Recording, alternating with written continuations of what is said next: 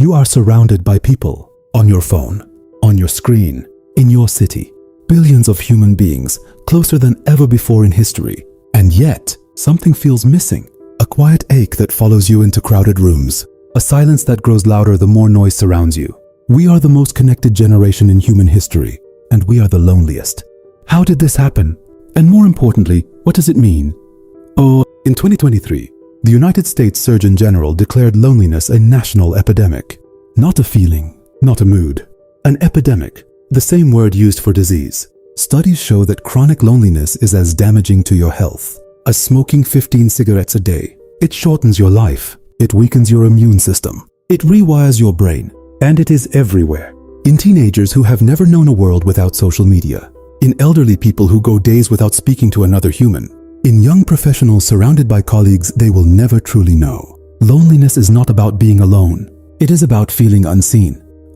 The ancient Greeks had a word, eudaimonia, often translated as happiness but closer in meaning to flourishing, a life fully lived, in connection with others.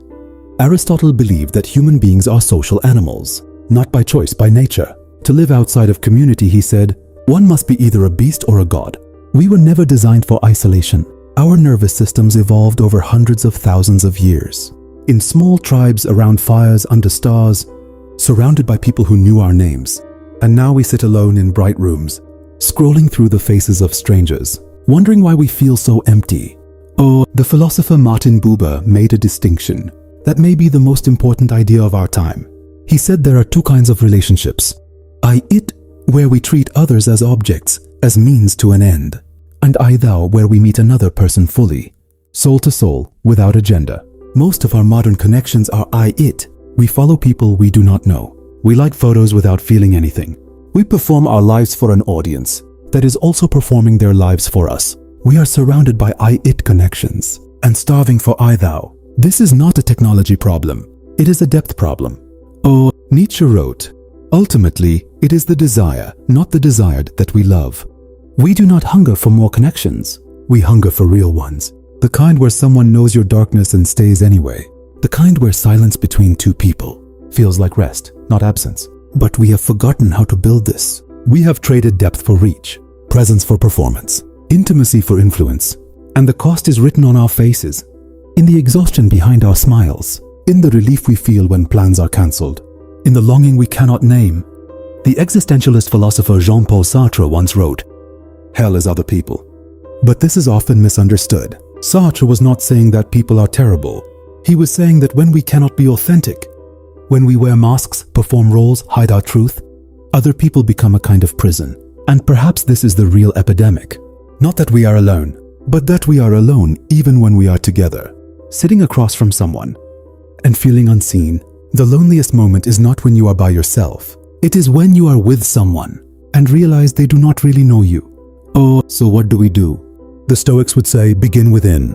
Marcus Aurelius wrote, nowhere can man find a quieter or more untroubled retreat than in his own soul. Before we can truly connect with others, we must first be willing to sit with ourselves, to face the silence without filling it, to be alone without being lonely, because loneliness is not cured by more people. It is cured by presence, first your own, then another's, to show up fully, to listen without waiting to speak, to let someone see you, not the version you curated, but the one that is tired, uncertain, and real.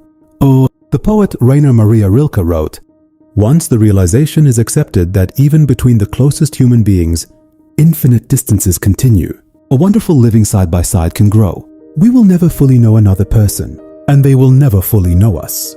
This is not a tragedy. This is the condition of being human. The question is not how to eliminate the distance. The question is how to reach across it, again and again, imperfectly, without giving up. Connection is not the absence of loneliness. It is the courage to reach toward another person, despite it. We are alone together, all of us, every single one. And perhaps that is where it begins, in the quiet recognition that the person next to you is just as lost, just as searching, just as human as you are. Reach toward them. Think about it.